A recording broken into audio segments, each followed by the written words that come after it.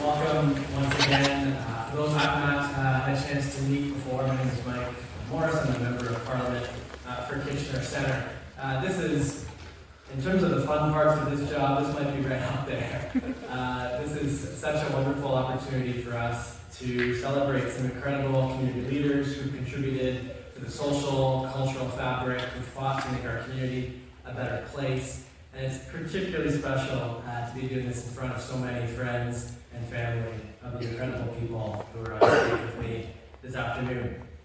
This is actually one of several Coronation Medal ceremonies happening across the country. As an MP, my team and I were offered the opportunity to select up to 20 folks across our community to nominate, and I am so honored that the folks on stage here accepted those nominations and been able to join us this afternoon. Now, as we begin, I do want to acknowledge that we are on the traditional territory, as always is the case when we are in what is today known as Kitchener, the territory of the Anishinaabe, Haudenosaunee, and Attawandaron, or neutral peoples. And so, as many of you likely know, right, this is the Haldimand Tract. It was land that was granted to Six Nations back in 1784. It's 10 kilometers on each side of the Grand River is the Haldimand Tract. It's about 950,000 acres of land. Kitchener is on what's known as Block 2 of the Haldimand Tract. It was land that was meant to be leased to settlers, but instead was sold by the Crown with full title, without the permission of Six Nations. And we feel it's worth repeating that across the Haldimand Tract, there were actually very few outright legal sales of land, and that 90% of the proceeds of those sales has never been paid for or to Six Nations.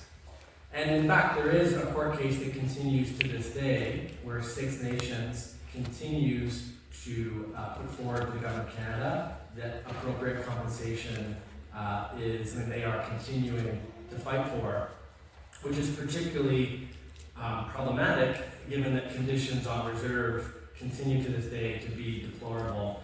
As of today, 70% of folks who live on reserve at Six Nations to the Grand River who don't have access to clean drinking water.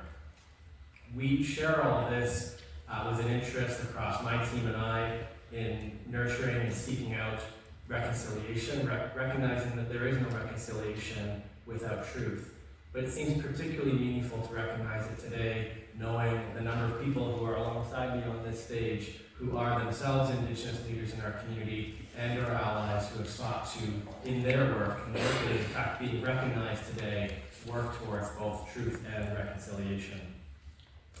I also want to recognize, I really appreciate the number of elected leaders have joined us this afternoon in the midst of very full calendars across our community to celebrate the folks that are on stage with us. And so I wanted to pause to recognize them.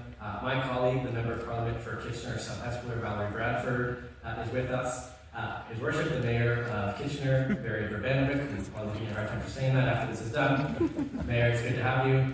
Councillor Stephanie Stretch is also with us. And I believe the Regional Waterloo Councillor Colleen James will be joining us this afternoon as well. Now, I would be remiss if I didn't add that we also have a councillor on stage with me. Regional Waterloo Councillor Chantal Huinink is also with us. Could we give these folks a round of applause and thank you?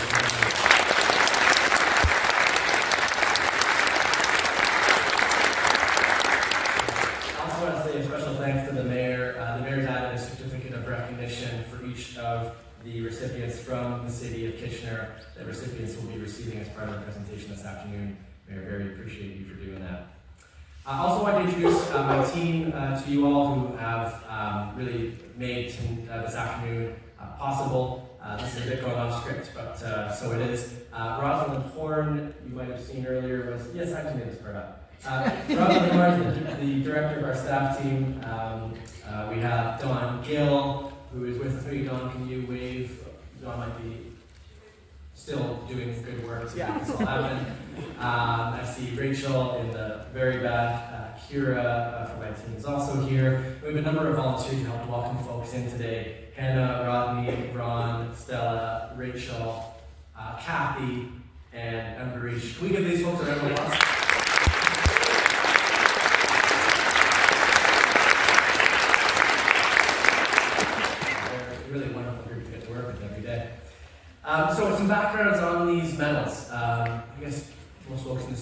would probably be aware that in May of last year was the coronation of King Charles III. And at the time, the Prime Minister announced that the government would have an intention to award these coronation medals to those, and this is the quote from the Prime Minister, who made significant contributions to the country, a province, territory, region, or community, or an achievement abroad that brings benefit or honor to Canada. What I think is really meaningful about this is I think it reminds me of what David Johnston did in our community when he established the Barn Raiser Award back in 2007, in that we're better as a country and as a community when we pause for moments like this to lift up the folks who have put so much into making our community a better place, to give young people in particular a chance to get a sense of what our heroes look like. And it's probably why I'm really chuffed to be on stage with the people right now, is that in our view, these are the heroes of our community that represent kind of the best of us. And so we're really proud to recognize them for their contributions this afternoon. Now a little bit more about some of the folks. You'll likely see some familiar faces with me on stage. I want you to know these are not people who were nominated simply because of the titles that some of them hold in our community, although some of those titles are fancy and important. But what our thinking is that as a representative for Kitchener Centre, what we wanted to do was to put thought into the priorities and concerns that folks across our community have raised with myself and my team over the years, and put forward the people in our community who've put themselves, their time, their effort, their talent towards addressing the systemic challenges that our community is facing. And I hope you'll see that over the course of this afternoon when you hear from some of these folks, the wide mix of areas across our community that the leaders on stage have been a part of shaping. It's also particularly special because we know that for the people on stage to be doing this work, none of that happens if not for the support of close family and friends that have done so much to lift them up. And I expect you might be hearing a bit about that from them over the course of this afternoon. And so the ceremony is about the people on stage with me, but it is as much about the families who join and the support that you've all provided them, but it's actually a gift to our community, because what you've allowed for is for them to do incredible work in our community for which we're all better for. And so we appreciate them, and we appreciate you all as well. We also recognize that what they have done is contagious for others, and we hope it serves as a model for what others in our community can continue to work towards. It also happens to be that so much of the work they're doing is a point of lift for the work we've tried to do in our advocacy in Ottawa over the last few years. Now, I can tell you a bit about what's going to happen. We're going to award the medals with a few words about each recipient. As you can tell, the team's given me a few words to keep my own script for, we want to be respectful of all of your time. So what we'll be doing in each case is a few words I'll share about each recipient. Each recipient will then come on up to meet Roz. Roz has the medals. Roz will be pinning the medals for each recipient. We'll pause for a quick picture. When we do that, we've reserved a few seats here, so if family wants to come up to take a picture from a bit closer, please feel free to. Our only request is that once you're taking your phone, if you don't mind sitting back down again to create space for other family and friends to come join. This is an excellent spot for that right here. And then each recipient has been offered the opportunity to say a few words, as well as the option to not say a few words. And so we'll have space for that, at which point I'll come back up and then say a few words about the next recipient. Does that sound okay to everyone? No one's heckled yet, which is better than most days for me. So, on we go. Yep. Okay, so we're going to just present the awards alphabetically by first name. And so Anita, this is what happens too often in your life. You get to go first. I'm reading from my script, Ross. Yeah, you asked for heckling. Yeah, it's perfect. Perfect. This is all I'm just going to play. So we will begin with Anita. Okay. And so Anita, please feel free to go accept the medal. Oh, yeah, you're right. In her role as Executive Director of the grassroots organization Farwell Canada, Anita Nickerson has inspired volunteers across the country in an effort ending in a pretty historic result. Under her leadership, Farwell Canada volunteers have worked to build support for a parliamentary motion that called for a citizens' assembly on electoral reform. This is just the most recent of incredible work right across the country that Farwell Canada has done. It resulted in 102 MPs across the country from every single political party voting in support of this motion in support of electoral reform. And we're particularly proud that the leader of Farwell Canada, a national grassroots organization advocating for better democracy, lives right here in Kitchener. It's Anita Nickerson, and she's the first recipient.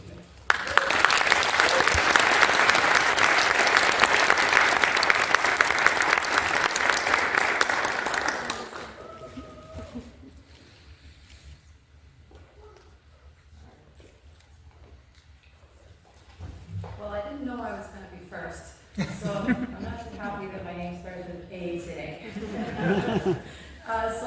I accepted this award mainly so that I could thank a bunch of people who really made Farwell Canada possible. So first I want to thank Mike Morrice for nominating me.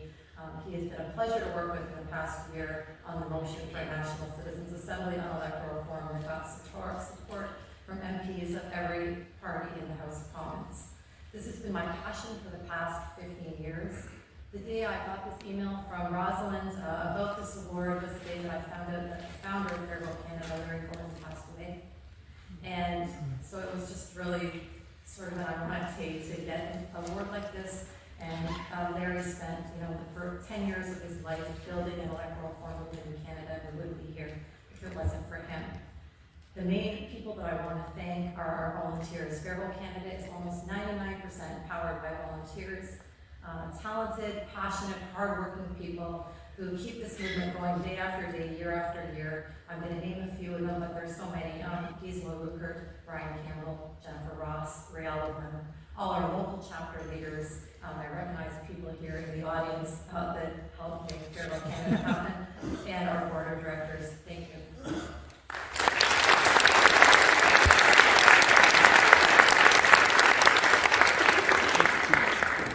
Thanks so much, Anita, and congratulations again.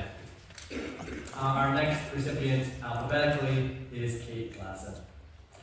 After being ousted from service in the Canadian military for her queer identity, Cait continued to serve her country in a different way as a tireless advocate for the 2S LGBTQIA+ community.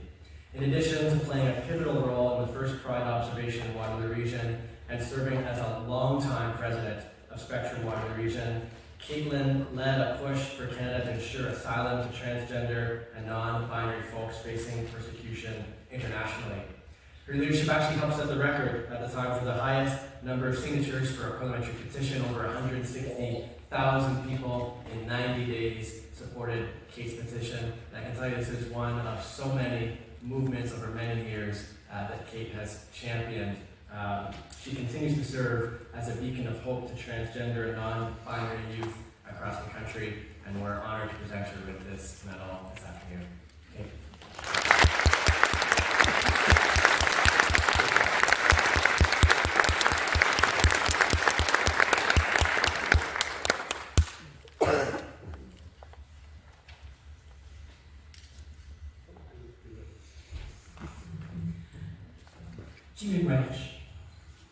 Dziękuję. Spasibo большое. Danke sehr. Merci beaucoup. Muchas gracias.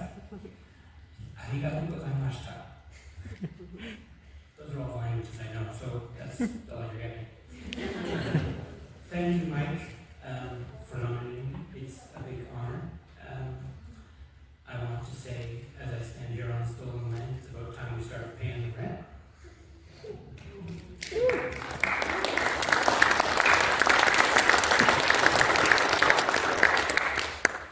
And I want to say that the prospect of a right-wing government coming in soon, that trans youth rights are under threat across this country, and they need our help.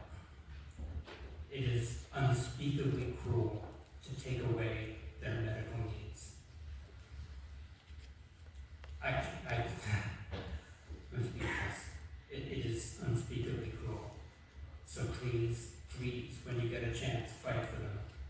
These kids need us, and if we don't, many of them won't make it.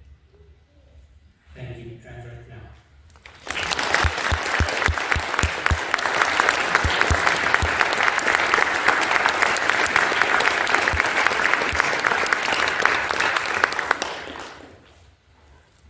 Thanks, Cait. Next, we want to recognize Chantal Huinink. Chantal is a speaker, an author, a social justice advocate. She holds a master's in divinity and social work, and she uses her expertise to drive positive change across our community, serving as a chaplain, pastoral elder, and most recently as a regional counselor. Chantal continues to advocate for affordable housing, for sustainable and accessible public transit, and most recently led a nationwide push to improve the Canada Disability Benefit so that all folks with disabilities can be lifted out of poverty and live with independence and dignity. Our community is lucky to have Chantal a part of it. We're honored to honor her with this award this afternoon.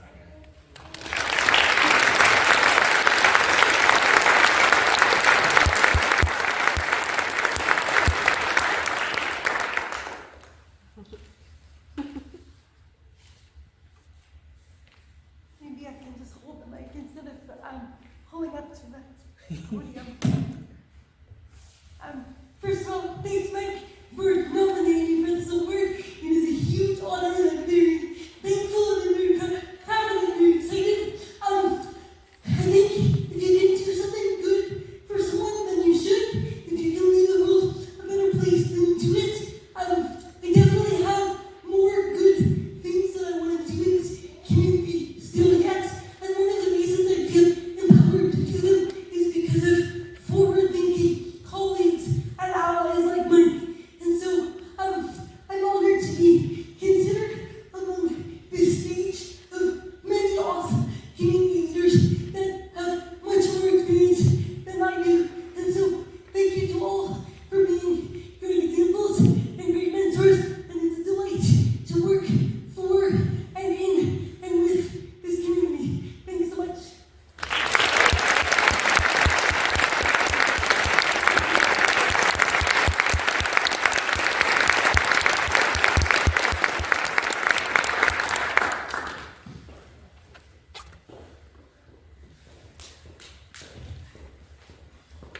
I told you this is the best part of the job. Thank you, Chantal. Next, we want to recognize Dr. Chris Steingart. Chris is the founder and executive director of Myeengun Health Center. He's dedicated, the script says his career, but we know it's more than his career. He's dedicated his life and energy towards providing compassionate care and advocating for marginalized community, particularly people who use drugs. He's recognized the need for specialized holistic care. It was in 2007 he co-founded Myeengun, at the time was Ontario's first charitable hepatitis C service organization. It's under his leadership that Myeengun has grown into a multidisciplinary team offering hepatitis C treatment, harm reduction, safe supply, mental health support, and primary care to some of the region's most marginalized individuals.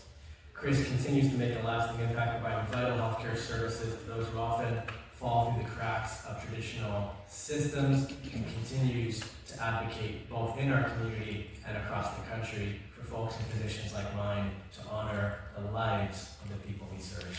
Congratulations, Chris. Thank you.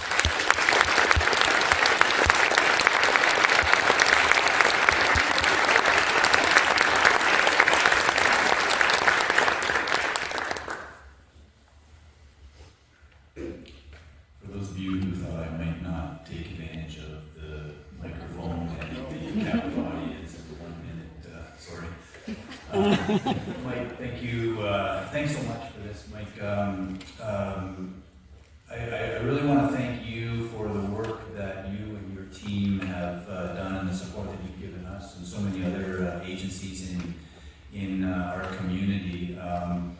It means a lot to me personally to be here and to be nominated today, and it means a lot to Myeengun's team and others in the community. I don't know, for what it's worth, Mike, from where I sit, you're doing what you do the right way and for the right reasons, and you deserve a lot of things. And congratulations to my fellow recipients. I mean, this is quite a group to be here with. I'm more than honored to be included with these folks. And look, I know it goes without saying, but I'm going to say it anyway. This isn't about me being up here. This is about the team at Sanguine. I'm incredibly proud to be involved with a group of people that the folks that are just so passionate, so dedicated to the work that they do. I wish I had time to tell you a bit about every one of them.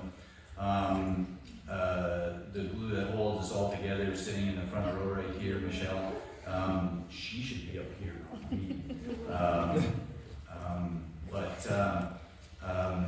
Yeah, I wish I could talk to you about all of them, but like 1 minute, right?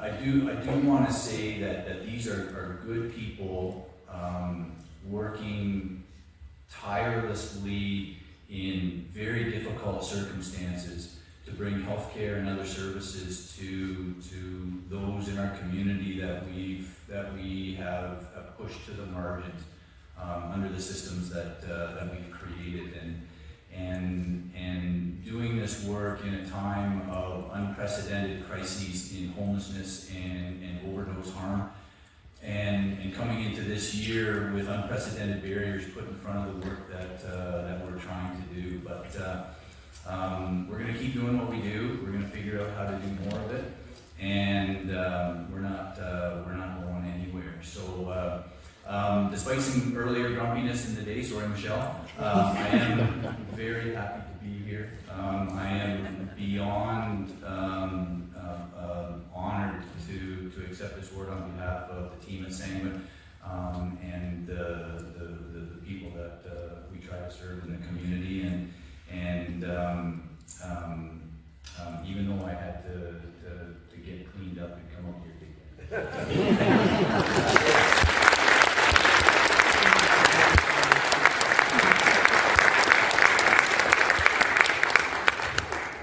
As is the case for so many of our recipients today, there are people in our community who are alive today because of the work that Chris and Michelle and their team does. We owe them a debt of gratitude. Thank you, Chris. Next up is someone that is no stranger to many folks in this room, and that's Clarence Cachagee. Clarence has an undeniable spirit for change. With a primary focus on working with the spirit within, he is a helper, he is a visionary, he's an author. As he will no doubt remind you, he's a beautiful person who is known for investing his whole self into his community. He has faced his fair share of struggles and chooses to serve and support those living on the margins of society. As many of you might know before this work, he is the visionary behind Crowshield Lodge, a place for reconciliation, for land-based teaching and healing, where he serves his community through public speaking and facilitating groups to encourage healing. And like so many of the folks on this stage, he's a person who's been a teacher and mentor that I am very grateful for. And Clarence, we're really glad to present you with this honor this afternoon.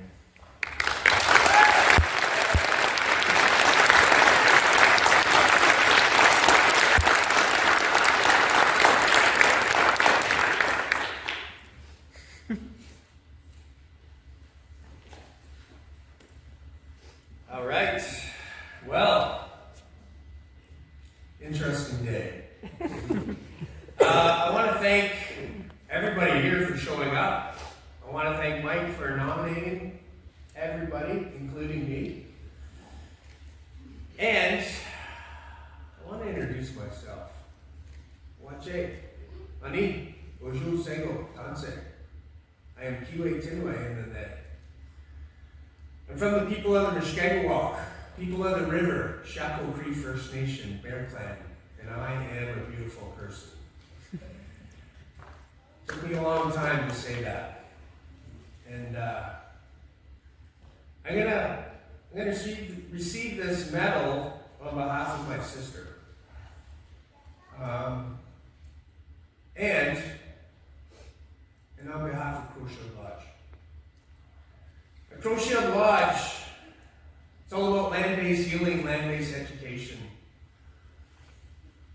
We bring people back to the land. It sits on the pillars of healing, education, land stewardship, and reconciliation.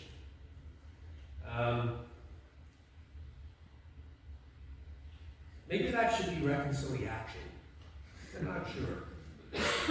But what I can say is that in our region and in our community, we have a lot of allies.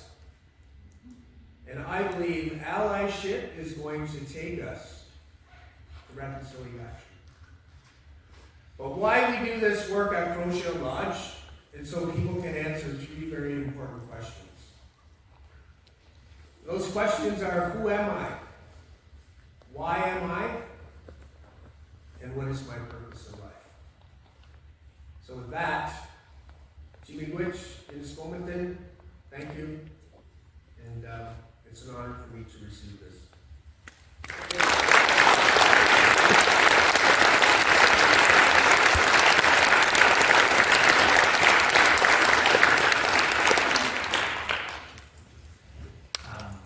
Thank you, Clarence. Next up, an honor to recognize Donna Dubie.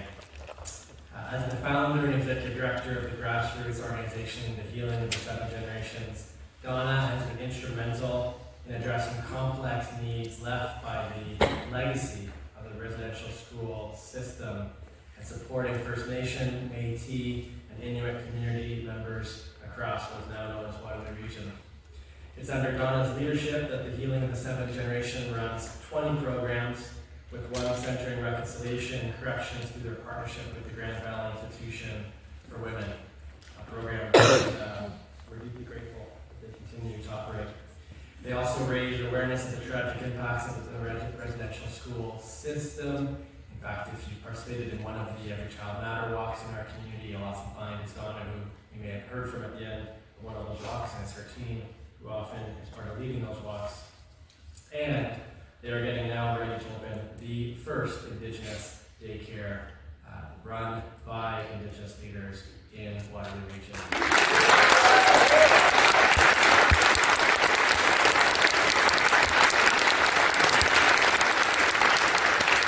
It's an honor to have you on this stage and to recognize you this afternoon. Thank you.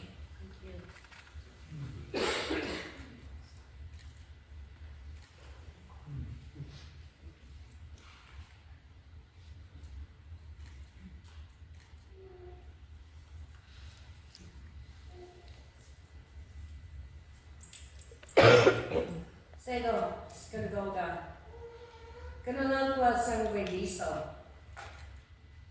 I said, greetings, lots of love to and from the Creator. This has been an awesome journey. You know, people talk to me often about my job. I don't have a job. I have a journey, and I'm honored to be on this journey. I have lived the hardship that our people have lived because my father was in the residential school for 9 years of his life, and that's how he raised his children. And that, in turn, I raised my children.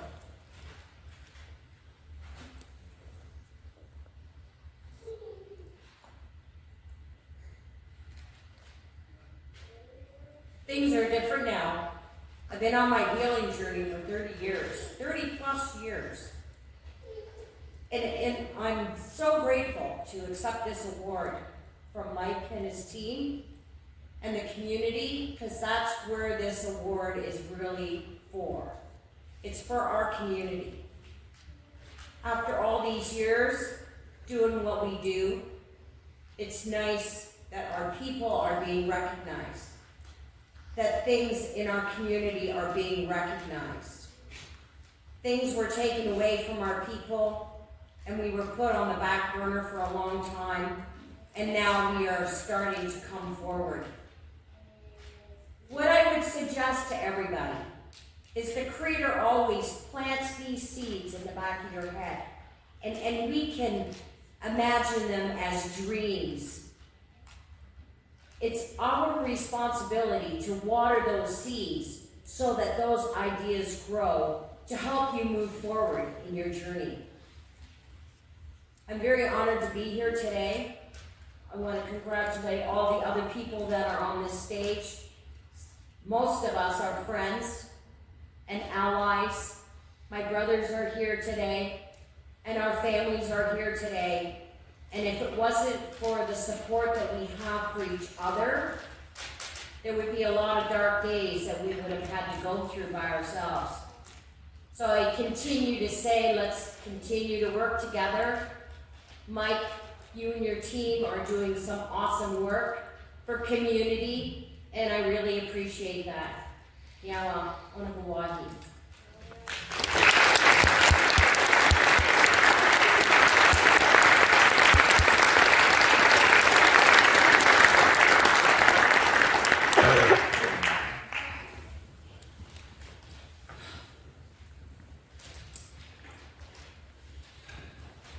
Next, it's an honor to recognize Faduma Musse, both as an elementary school teacher with the Waterloo Region District School Board and as a leader of the Somali Canadian Association of Waterloo Region. Faduma has had an outsized impact on supporting literacy and creating positive change in our community, in particular ensuring that the Somali community across Waterloo Region has physical space and emotional space to live out their culture across Waterloo Region. Faduma works to better understand the diverse needs of equity-deserving groups across our community, and as many on this stage, strives to create equal opportunities for folks while creating that positive change. I'm honored to have you with us this afternoon and to present you with this award.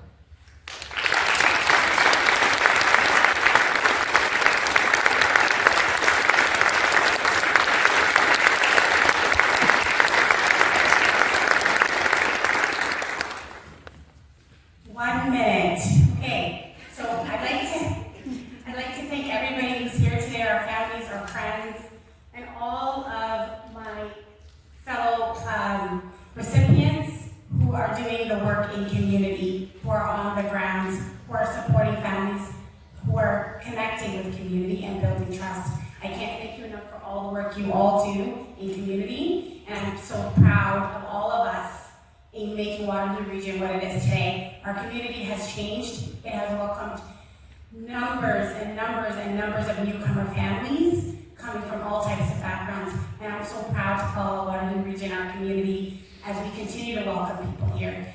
The work that I do is not work for me, it's passion, it's care, and it's for me to continue on for my 4 kids and to ensure that they see themselves in this community, that they can stand out in this community, that they can create change, just like the way they want to see the change in themselves.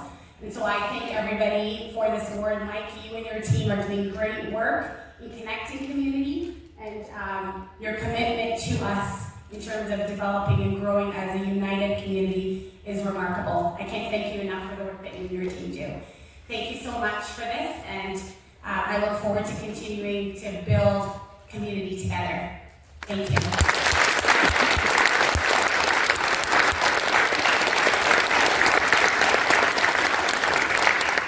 There's a lot of folks in this community who pride ourselves in being a welcoming place and a place where everyone can belong, and it's because of people like Faduma that has been the case, and I know it will continue to be the case. Next, we want to recognize Helen Fishburn. As the Chief Executive Officer of the Canadian Mental Health Association of Waterloo, Wellington, Helen drives healthcare system change forward while overseeing care for people of all ages with complex needs. Through her leadership in the creation and implementation of Here 24/7, a coordinated access center for all mental health addictions and crisis services in Waterloo, Wellington, the Impact Police Crisis Program, and the opening of the innovative CMHA Waterloo Wellington Children Youth Services Building in Guelph, as well as most recently on Lawrence Ave, making sure that folks who are in a mental health crisis have a better spot to go to than an emergency room. She and her team help save countless lives in our community every single day. Helen has, well, this is it. Helen has also helped establish an alternative medical mental health crisis center with their partner Thresholds, as I mentioned earlier. I went off script for a second, obviously I shouldn't have. To provide an alternative to hospital emergency room with trauma-informed care.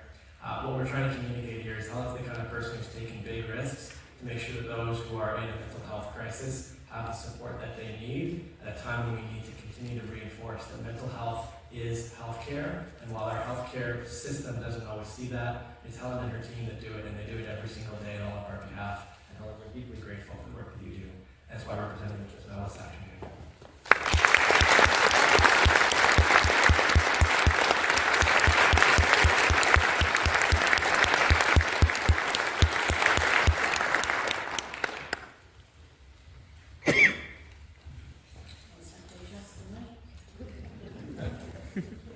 Thank you so much, Mike.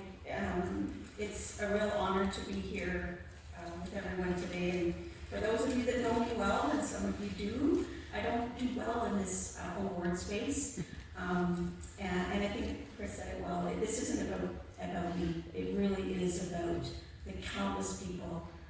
As I think, as I stand in front of you today, visualize thousands of people who I've walked alongside in my career, in my journey so far, who've all been instrumental in changing the narrative about mental health and having people with mental health and addiction issues be seen and recognized, and of course changing our system so we can provide better care.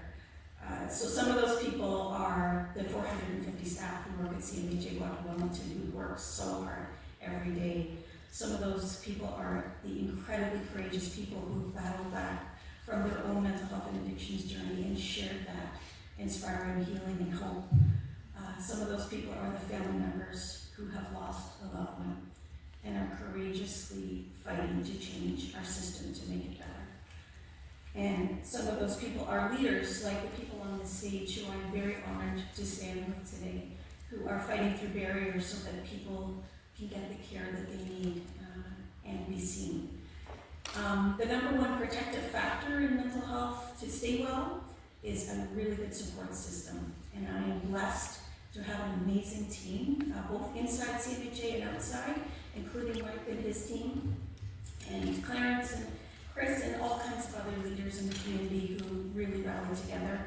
I am also blessed to have my family who supported me tremendously on this journey. My 89-year-old parents who are here today, who has taught me about selflessness and true servant leadership. My amazing husband, who's so generous and loving. My kids and their partners, who, when I look at them, I want to do better and I want to be better.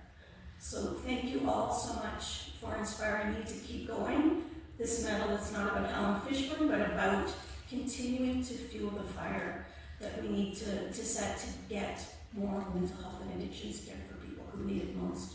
So I humbly and gratefully accept this on behalf of everyone that doesn't have a voice and needs us to fight for them. Thank you so much.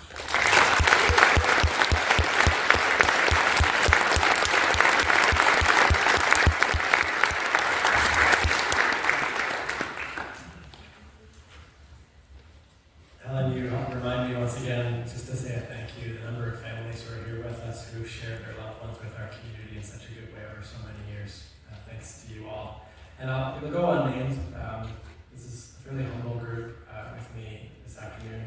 But there's probably, a majority of people on this stage who, when they learned about this recognition that we wanted to put forward, said, well, here's the names of 5 other people, maybe you want to consider them instead.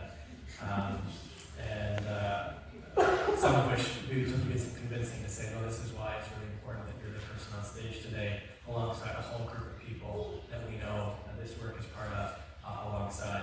And again, we appreciate you all. Next, I want to recognize a teacher for so many in this community, and that's Jim Parrott. Jim is an early member of the oldest and continuously running LGBTQ+ student group in Canada. That's the GLOW Center for Sexual and Gender Diversity at the University of Waterloo, as well as a key founder, former board president, and former executive director of Spectrum Waterloo Region.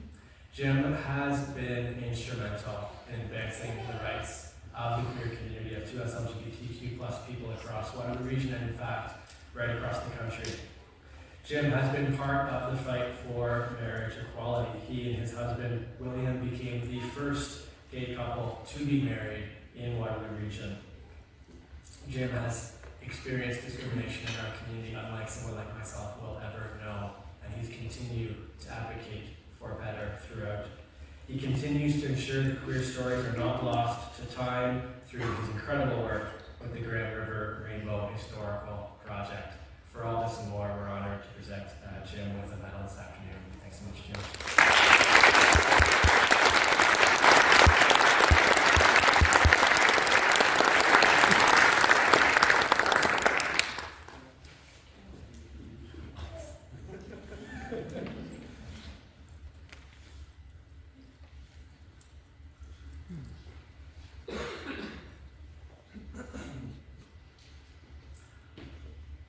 First, I'd like to thank Mike for nominating me.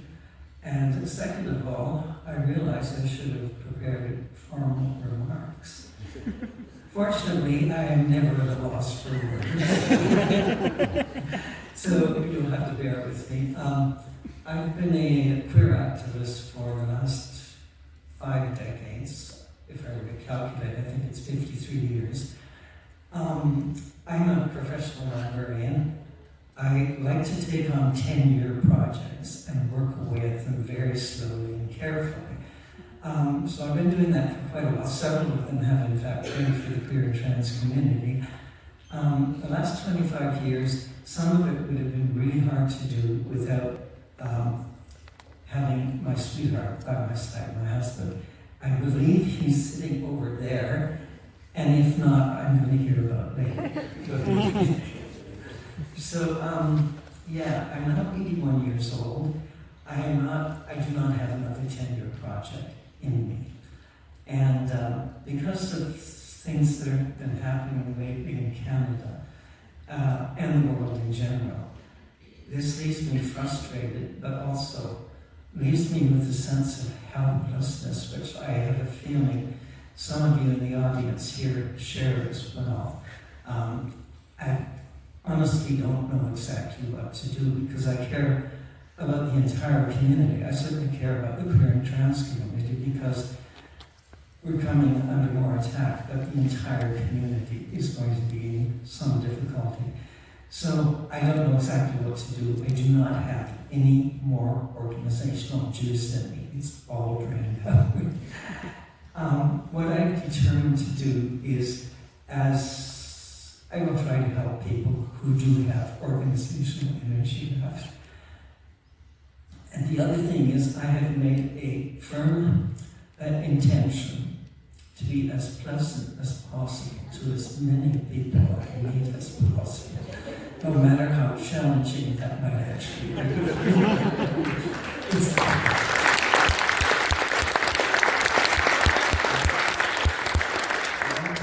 People I meet on the streets, people in retail, that sort of thing. We're going to be going through some hard stuff, I'm afraid, and building community is absolutely critical. To that end, I would like to start by thanking, insofar as I can pivot without losing my balance here, everyone who is up on the stage here, including my friend Mike, but most importantly, you. You sitting here, you have enabled, you have supported people who have done hard community work. Good on you. Have a good day. Thank you.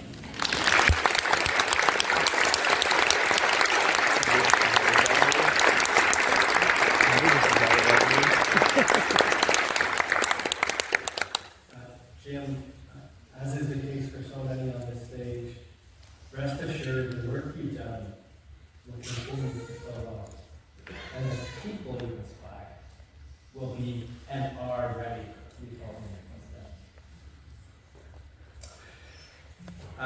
Next, I have another really special person who has also done incredible work here that others will be following in his footsteps as well. And that's Lannois, Carroll, Woolery. Serving as the president of the Caribbean Canadian Association of Waterloo Region, Lannois has had a significant impact on bringing Caribbean culture to the forefront of our community. It's under his leadership that CIGI not only can promote the social, cultural, and economic interests of the Caribbean community in Waterloo Region by providing culturally sensitive programs, supports, resources, education, and training,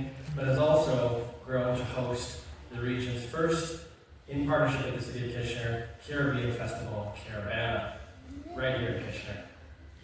In helping to launch and also operate run for office, Waterloo Region, Lannois also continues to play an integral role in increasing the representation of Black, Indigenous, and racialized folks serving in all levels of government, ensuring that folks with so many different backgrounds see themselves in government and have the mentorship and support they need to ensure that when they might say no the first time, the second and third, that might change to a yes. It's thanks to him that so many Black and racialized folks have stepped into leadership alongside the leadership of so many others. For all this and so much more, we're honored to present Lannois, Carroll, and Woolery with this award this afternoon.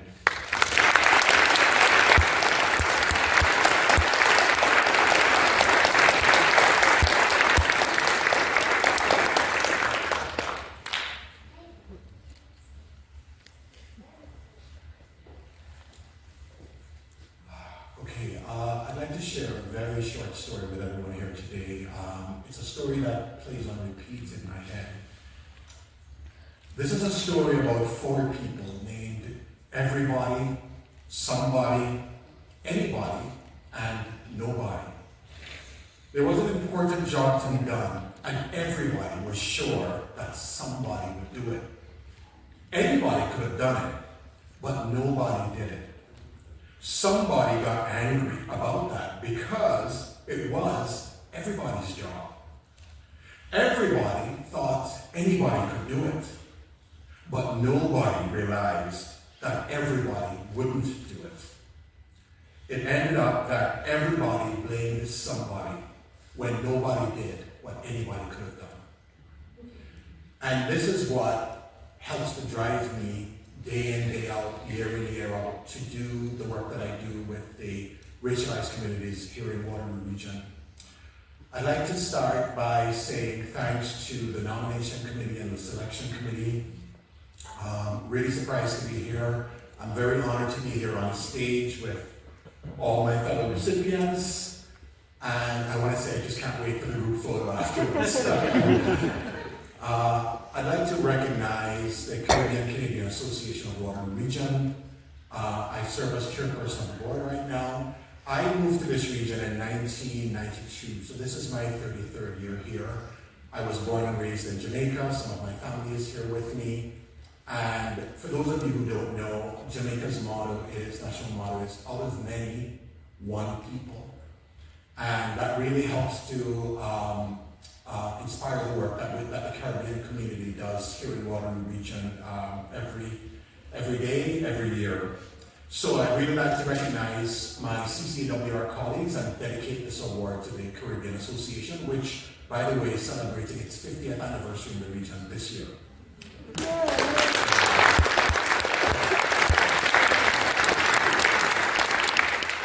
Those of you who know the Caribbean fairly well know that track and field is really important to us in our culture, and I feel like I'm in a relay race, and I've been handed the baton, and I'm just trying to run as hard as I can for as long as I can before I hand that baton off to someone else later on. I want to thank my family. A number of them are here today. My wife, my children, my mom, my sisters, my stepdad here today. They support me in so many ways and keep me going when I'm running a little bit low on energy. And so again, I just want to end by just thanking Mike and the team. One of the things that Mike has shown me personally is the importance of partnership, of understanding the other organizations and persons in the community who can help us carry out the work that we do, and I am very grateful for that. So again, congrats to my fellow awardees, and I'll see you right after the ceremony. Thank you. Bye.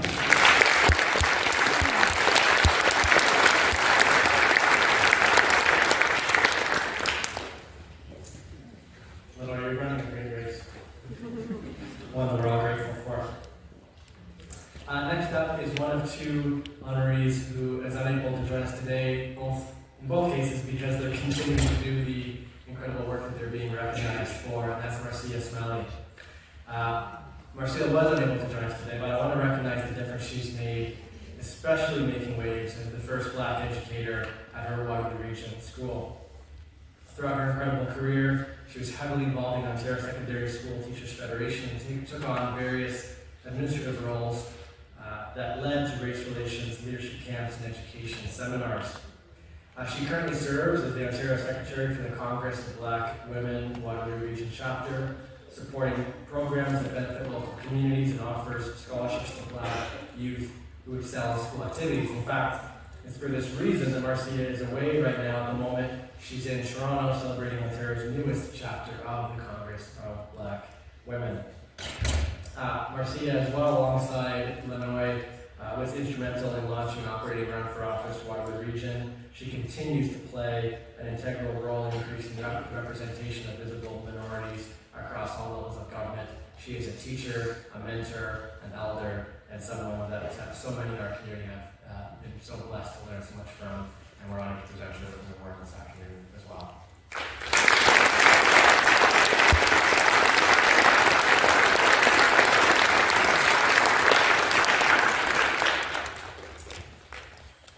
Next, we would like to recognize Mary Jane Patterson. Mary Jane has played a key role in empowering our community to address the climate crisis. As a key founder and former executive director of Green Solutions for 23 years, MJ grew the small project in a large organization that it is today. It's under her leadership that REAP not only provided countless individuals and continues to provide folks across our community with tools to reduce their waste, improve their home's energy efficiency and water consumption, growing small gardens that have a large impact, but she's also partnered with organizations across our community to lead Climate Action Waterloo Region, an initiative that has reduced our community's emissions by 5% from 2010 to 2015, but was our community's first ever climate plan, and as someone who worked with her in that, I can say, is also the kind of person that would never center herself in any kind of recognition. And so it's particularly important as folks like MJ that we take a moment to pause as she has now retired and moves into the next stage of her journey to say thank you and how much we appreciate the incredible work she's done across our community for so many years. MJ, thank you.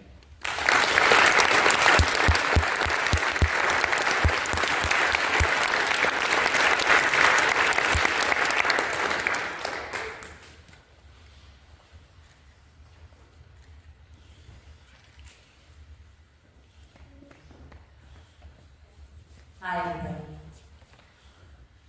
Queen Charles has been a longtime supporter of environmental initiatives. I got a lot of flack for it many times, so I'm honored to be part of this today, and I share this with the whole team at Green Solutions. We help you live sustainably.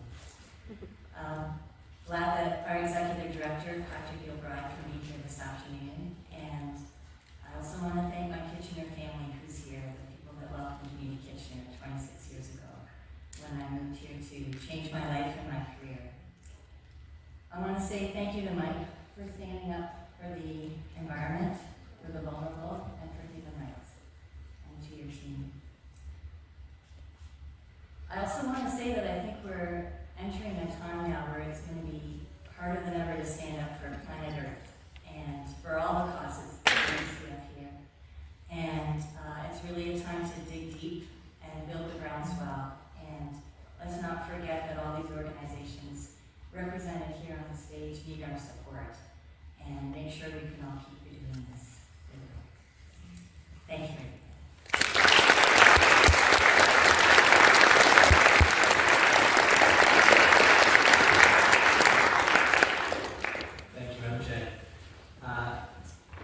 Next up is another recipient unable to join us this afternoon who's done incredible work in our community, and that's Mike Farwell. Mike is away on the road. I presented him with his medal earlier today. He's on his way to Barrie for a Rangers game on a bus full of teenagers, so we wish him well. In addition to Mike's role in broadcasting, where he's dedicated the last 25 years to hosting nuanced conversation. And this is something that was really important when we put in this nomination. When Mike hosts conversations in our community, whether you may agree with him or not, what we all know that he does really well is he ensures there's a two-way conversation. He's the first person I can see that has a conversation on social media, going back and forth with someone you might not agree with, has listeners calling in, and then talks a little bit about what he heard. And if we're going to hold on to our democracy, we're going to need folks in the media who are willing to lift up and use their platform to have these kinds of nuanced conversations. And throughout, he always uses his platform to positively impact our community. In fact, I imagine the folks on this stage with me have often been on his show, ensuring that the work they are doing is getting a platform and ensuring that more folks know about that work and know about the importance of making contributions to their work.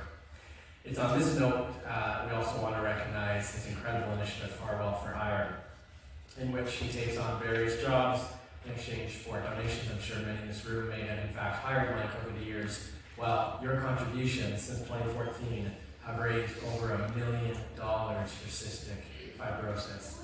And it's people like Mike that have been there stepping away to make sure that that happens. And so we want to recognize him as well. Would you join me in recognizing Mike?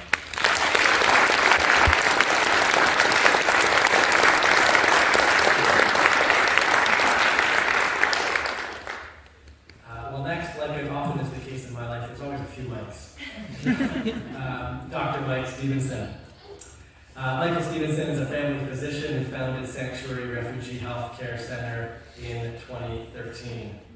With a vision to create a welcoming environment where refugees can heal and fulfill the potential within them, he created the sanctuary, providing patient-centered, evidence-based healthcare that recognizes the reality of healthcare issues that come as a result of persecution, trauma, migratory stress, and social integration, and through the center provided healthcare, but also the bridge through cultural and linguistic differences that newcomers, particularly refugees to our community, may be experiencing. As of 2017, the clinic was serving over 1,700 patients, and in 2021, the Kitchener Downtown Community Health Center merged with Sanctuary to establish community health care in Kitchener-Waterloo, where Dr. Mike continues to serve, he and his team. Mike, we're so grateful for the work you've done in our community, what you've brought to our community. We're honored to present you with this award this afternoon.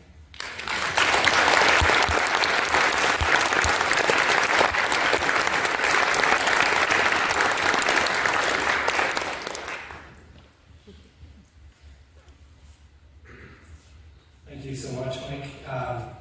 I've prepared nothing, so I'm just going to go off the cuff and say thank you so much to Mike and his team and to our other elected officials for today. You know, I wouldn't be here like many of the other recipients said. I wouldn't be here without the support of my family, some of whom are here, as well as the great staff that I've been blessed to work with, many of whom started as volunteers and just through passion wanted to continue. And we would scrape and beg for funding and be able to take them on to continue the kind of work that we do. It's incredible to work with people who are passionate and who see the difficulties that our patients go through as challenges to walk with and to help support people through.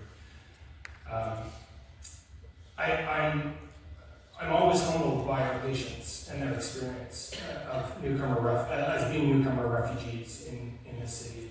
And it's times like these that I reflect on their experiences, leaving everything that they know, sometimes in the dead of night, sometimes without warning, leaving and coming to Canada, not by choice, but out of necessity, and starting again. And starting in a place where they don't know the language, they don't know the culture, they don't understand the weather. Many of us don't, but especially them, they don't understand the weather, they don't understand the health system, they don't understand the financial system, and needing connections, needing people to help cure the lonely feelings, that help to understand the trauma that they have been through. And often, like I say on occasions like this, I ask myself, would I be able to do that? And I would challenge all of you to think about that. Would you be able to do that? Would you be able to leave Canada today, tomorrow, move somewhere different and start again? And I think really what for me it comes down to is you know, in the media, the refugees are portrayed in a certain way, in a certain light, and I won't go into that. But I think these people, some of whom are, you know, are Uber drivers, some of them are delivering our food, some of them we see in the big box stores when you go in. I think these people are very much deserving of our kindness. And so that's what I would challenge you today to think about. Thank you very much for this award. I'm very humbled to be among this group. Congratulations to all the other recipients, and thank you for all of you to be here today.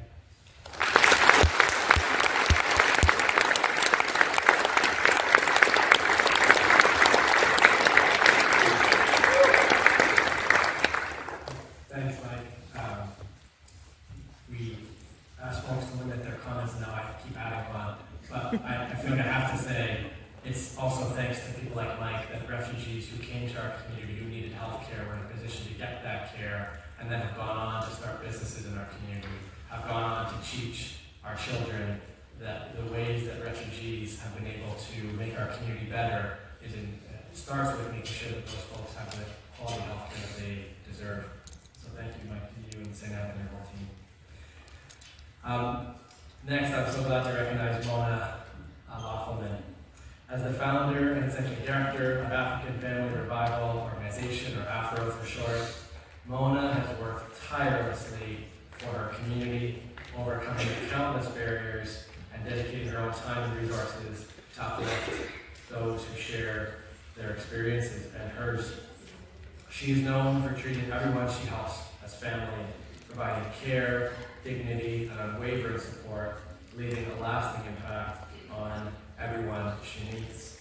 In particular, AFRO has ensured that throughout all that they do, there is always an intergenerational connection that runs a thread, making sure that young people and elders both have a place through AFRO. And at times even done it in an office that was as small as a closet, and has since ensured that space for AFRO, both physical space as well as space for the larger community that they serve, has continued to increase over the years, and for all this, we're so grateful to her for the work she's done. Thank you, Mona.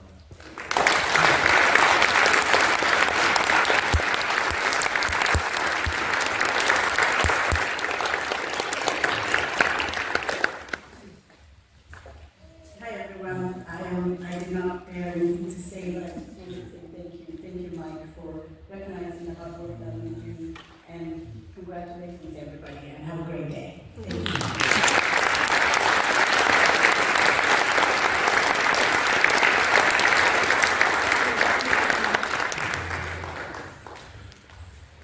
I understand someone might not have been in exactly the right position to work out just fine. Next up, we have Myeengun Henry. As an Indigenous knowledge keeper and the former elected chief and band councillor for the Chippewas of the Thames First Nation, Elder Myeengun Henry is integral to ensuring knowledge is passed to future generations. Currently, he works at the University of Waterloo, providing strategic leadership to the Faculty of Health and their response to the Truth and Reconciliation calls to action. Additionally, he serves as chair of the Ontario Provincial Police and Law Society of Ontario Indigenous Advisory Councils, an Indigenous conductor through North America, a traditional medicine practitioner, environmental protectionist, Indigenous counselor, and powwow coordinator. Myeengun is one of many really critical Indigenous elders in our community who make time and space for young people to ensure that their knowledge is passed on, and that folks like myself and so many others can try to follow their leadership in a good way. And for this and so much more, we're so grateful to him.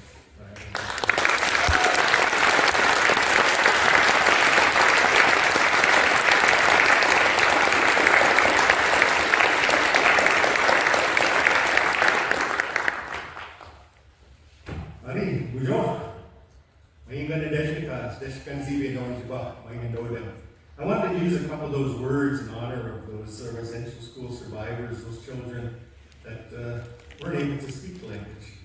And when I think about them, to do community work, they inspire me so strongly to be able to help our communities. And in order to do community work, it takes inspiration. So I look at my family who's here, my wife, my children, my grandson, you know, those beautiful people that help us along the way. When I decided to do some community work, I had to go back a ways. There's a gentleman, Chief Pontiac, who had a big influence on me in Tecumseh. But more recently, other ancestors now, my parents, my father-in-law, Jim Moses, and Elijah Harper, dear friend of mine, and most recently, Murray Sinclair. You know, when I think about these people, it tells me that there is more work to be done, and the things that they do inspire me to do more. And so when I look at people like Mike and in our community today, it helps me to understand my road, my travels that need to be now dedicated to making this world a better place. So I want to thank our Creator, give us a chance to find a better world that this world can be if we want it to be. So with that said, I'd like to offer Mike some tobacco because he's got a tough job, you know. He gets beat up a lot, and those that our leaders do. But to have that strength to move forward, you need to have the heart of the community. And so with this tobacco and this tobacco pouch that I'm going to give to Mike, it'll help him along his journeys when his struggles are hard. And to keep doing the work that you do, Mike, because we appreciate you and all these people on stage. You are just an inspiration to all of us today. Big thanks, everybody.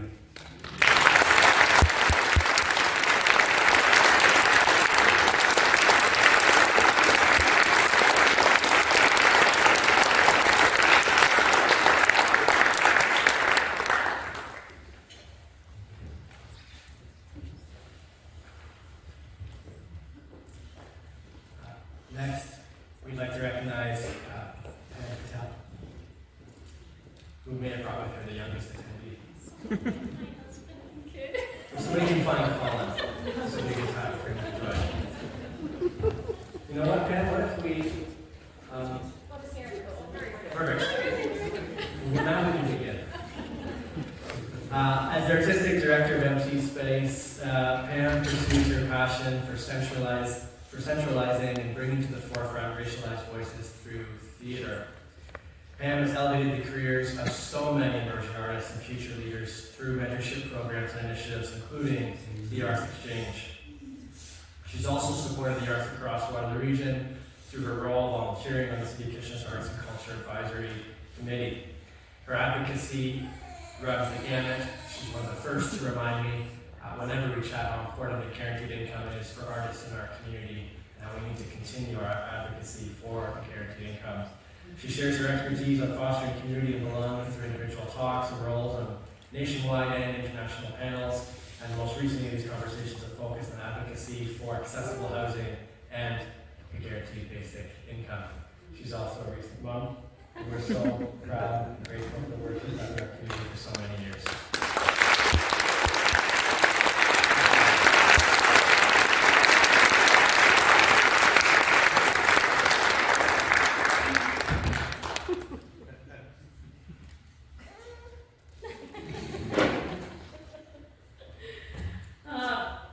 Well, let's see how you do the microphone up. Thank you so much for the nomination, Mike, and for bringing this awesome group of people together on this stage today.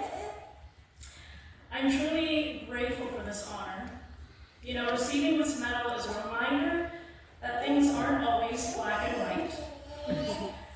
And a lot of the work we do is in the gray, and it's difficult and messy. I wouldn't be able to do what I do without those who did the work before me, sometimes at great cost. I stand on their shoulders. I want to acknowledge and thank those who are with me today. Thank you to my family for supporting me in every way, especially my mom and dad, who came here, made sacrifices, and worked so hard in a system that isn't always fair, so that I could become a passionate and stubborn artistic leader. Thank you to my spouse, who is my volunteer extraordinaire, and my pretty sure we're on it. No, I'm joking. No, he's not a babysitter. He's said that. My spouse who's been with me through all the late nights and the long distances, thank you. Thank you to my son, who's teaching me every single day. And of course, thank you to the Empty Space team. I wouldn't even be getting this medal if it weren't for you. You really turned my vision into reality. So thank you again for this honor. Miigwech, Myeengun, Shukriya.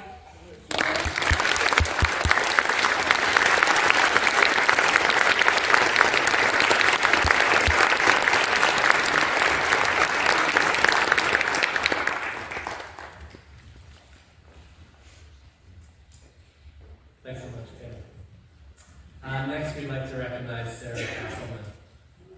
Sara is a community builder, feminist, advocate, maker, and lover of justice and kindness. Sara has worked to address gender-based violence in the Waterloo region since 2002. She currently serves as the Executive Director of the Sexual Assault Support Center of Waterloo Region, where she's driven by the belief that social change is possible. She's passionate about addressing systems and addressing and fixing those that perpetuate inequities and violence. Sara is a graduate of Woolery, College, and of Leadership Waterloo Region. She co-chairs Waterloo Region's gender-based violence strategy and sexual assault response team of Waterloo Region, and sits on more provincial and community roundtables addressing sexual and gender-based violence than I would have time to list here. She's someone that so many of us in this room have learned from, and we're so grateful to her. Honored to present her with the medal this afternoon.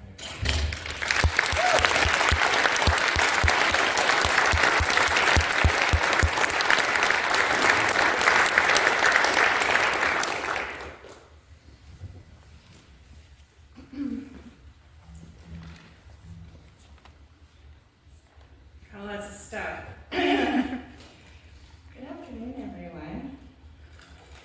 It really is an incredible honor to be here today. At the Sexual Assault Support Center of Waterloo Region, none of the work we do wouldn't be possible without this community and the commitment, passion, and care of our staff, of our board, of our volunteers, of our partners, of our donors. So folks like our board president, Courtney Parker, our director of services, Lindsay Butcher, both of whom are here today. Can you wave? It's only with their continued trust, support, and hard work that I've achieved anything in the last 23 years working in the sector to end gender-based violence. Together, we've been able to create spaces for healing, transformation, and social change. Preparing for today, I was thinking about everyone that I'd be sharing this stage with, and I'm reminded of one of my favorite quotes. Injustice anywhere is a threat to justice everywhere. We're caught in an inescapable network of mutuality, tied in a single garment of destiny. Whatever affects one directly affects all indirectly. And that's Martin Luther King Jr. I'm so honored to be recognized alongside these outstanding community leaders. I'm cognizant that the issue of gender-based violence intersects directly with the social issues that everyone on this stage is working to address. Homelessness, addiction, racism, homophobia, transphobia, the list goes on. We're all tied in a single garment of destiny, so moments like this where we all come together are really powerful. In particular, I'd like to acknowledge the Indigenous leaders that are here today. Canada continues with a painful legacy of colonialism, and the work is a powerful reminder of the importance of truth, reconciliation, or reconciliation, as we talked about today, and justice, and I'm humbled to stand with them in solidarity today. I also want to thank my friends and family that are here. They told me that I was tied with Donna for the most folks that I squeezed in. My mom is here, my sister is here, my wonderful partner is here, and obviously the folks that I work with, who I've already mentioned, and a few of my friends, so thank you so much. It is so true that those of us that are doing social justice work in the community, we get tired and we get stressed.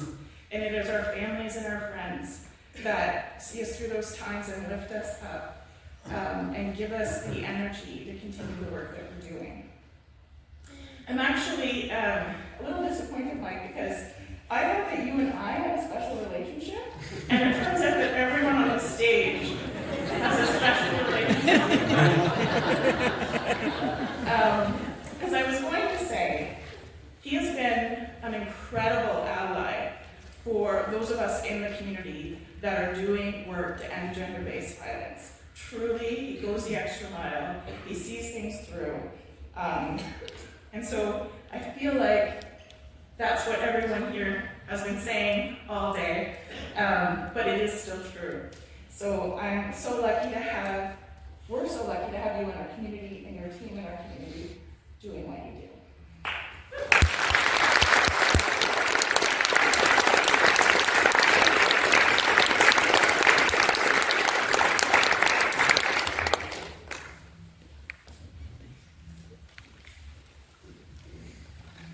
Thank you, Sarah. That's super kind of you.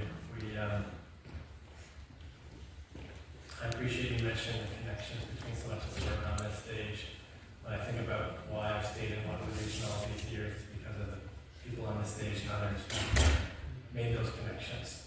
And in making those connections, our community got in place. Next, I want to recognize Teneile Warren. Teneile spent, this says over a decade, and I bet it's actually more than that, advocating for marginalized communities. As an equity and anti-oppression educator, playwright, theater practitioner, and chef, Teneile engages community leaders, funders, and representatives across all levels of government to make our community a more welcoming, attractive place to live and work. She's currently working towards the creation of a Black Cultural Center, including a dedicated space for Black businesses, social services, community groups, and youth programming. Teneile is also one of the folks in our community that has been able to ensure that we have accountability when it comes to addressing anti-Black racism that continues to persist in our community. And she does that with a tireless ethic that we deeply appreciate and respect. And for all this and more, Teneile, we're so honored to recognize you this afternoon.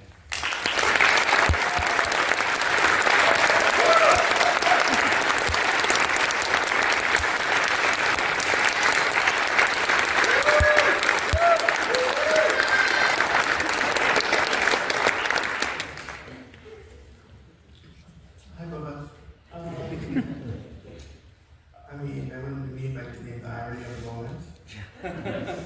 So put it as that. But I want to thank my partner for selflessly sharing me with the work that I've been doing since we've been together for more than 10 years. And I've been thinking about everyone, and there's an advantage in this moment in starting with tea. Usually I'm sitting there going, oh my God, I wish my parents would do a different name, but this time I was able to think. And I think for someone who advocates from the place I advocate of liberation, I am easily received as difficult and offensive. And I am sharp, and I don't use words, and I think accountability is very important. I think when we think about and we see everyone on this stage, one of the things that, for me, that I have gratitude for engaging with Mike over the years is that Mike has allowed us to have tense conversation. And I think that is something that many people who take up representation could do a better job of. Because as I think of the journeys that each of us are on, the thing that resonates with me is that there are things that we are still asking for that would probably be further along the pathway if we're willing to engage in those tensions and not isolate the people who are not willing to cover and shift and soften their language in order to be heard and listened to. I also want to specifically name the ACB network of Woolery region because they have been a community for me and I'm appreciative of that. And I also want to acknowledge the the Black lives and the Black to us LGBTQ youth lives in particular that have been silently lost in this region. I recognize that, and I also recognize that I'm one of the few who know their names and their stories, and so I want to acknowledge that as a Jamaican and a Caribbean person. Finally, one of the regions one of the fastest growing Afro-descendant communities in North America. And if that pathway continues, we'll be a significant Black community on this particular section of Turtle Island. And that speaks very strongly to the thing that I'm most passionate about right now, and that is Black space. And so in this moment I leave you with, we need Black cultural space in this region. And if I'm bold enough and lucky enough to live a very long and full life, I hope that perhaps when he is older, that space is there, and he will have the memory of being able to go there and being able to point at that section or that component in our community and say, that's Black Woolery region. Thank you.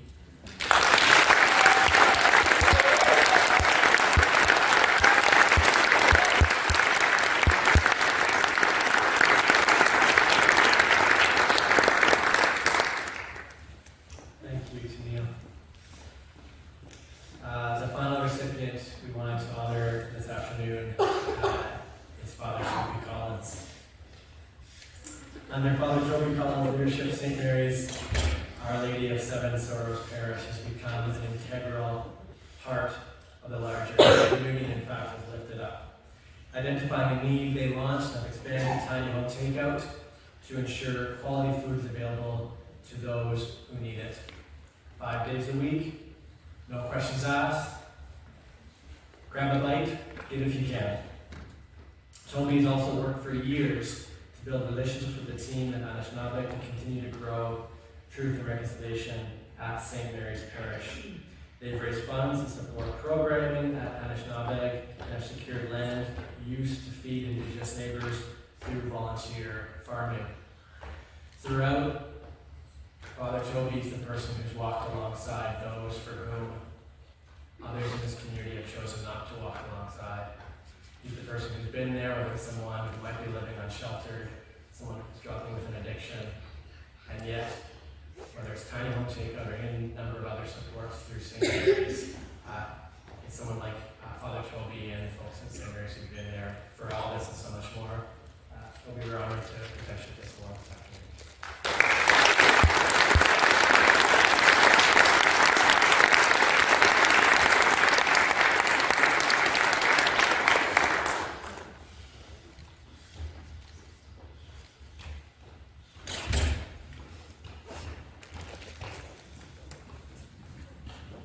And I also do a lot of cooking. Thank you for nominating me, Mike. Really appreciate the support over the years and showing up at Tiny Home Takeout. I see you there quite often. It's great to be a part of that. Very romantic. Thank you so much for the support that you've given me over the years in my religious community, the Congregation of the Resurrection. We consider you as part of the family, and you have supported all of the work that we've tried to uphold at St. Mary's, Tiny Home Takeout, and at Everton City. I'd like to thank also my parents first and foremost for the many ways in which you've offered self-sacrificing love to me. You have brought healing and joy like nobody else in my life, and I can't thank you enough because you've helped create the person that you see before me. My religious community, the Congregation of the Resurrection, I joined them because of the hope that we believe Jesus brings to this community and throughout the world. His hope is unstoppable, that's what I'm discovering. And it's especially unstoppable when we live it out, his teachings out in our religious community and in the community that we find ourselves in. Always reaching out to the marginalized, to anyone who's experiencing suffering, exclusion, discrimination, just going without their basic needs. So To all of my brothers who joined me today, Father Tim Myeengun, Father Sam Restivo, Father Paul Szymanowski, Father Raphael Ma, and to the many brothers who helped form me, I say a profound thank you for helping me to live out this beautiful charism of hope that we've been given. I'd also like to say thank you to some wisdom figures in my life. Two of them are here today, Chef Amy Sear and Marion Thompson Howell. Your incredible insights, friendship, and your desire to do what is right and good, no matter what, has inspired me in no small way. Thank you so much for that. And finally, I just want to tell you a story. It's about a man that we pulled out of the bush in Chicopee area, and the way we bring all these things to a better tent city, I said, what's your story, Billy? Like, he says, well, when I was somebody, I worked at this bar, and I got to know these people, and I had this trade, and so on. I said, what do you mean when you were somebody? He says, well, I fell into drugs and different things, and I lived by myself, and it's not good. I said, as long as you have a story, you are somebody. And when I come to award ceremonies like this, or just go out into the community and discover people living in the bush or wherever, where I get to work with the beautiful people that I get to work with, I discover stories, many different stories, that make us somebody, that make us belong in this community. And when we come together in a respectful way, when we offer that great gift of love and appreciation for each other as we are, then I think we enter into the presence of something that overcomes every darkness that we could possibly think of, or that was mentioned this evening. So after I watch the news or see it online, or read about it anywhere, and it can be really dark, I think about the ways in which we love in this community, and I think to myself, now that is unstoppable. May it always be that way, and we always respectfully share our stories. And thank you so much for allowing me, Mike, to be part of this story that's being told today.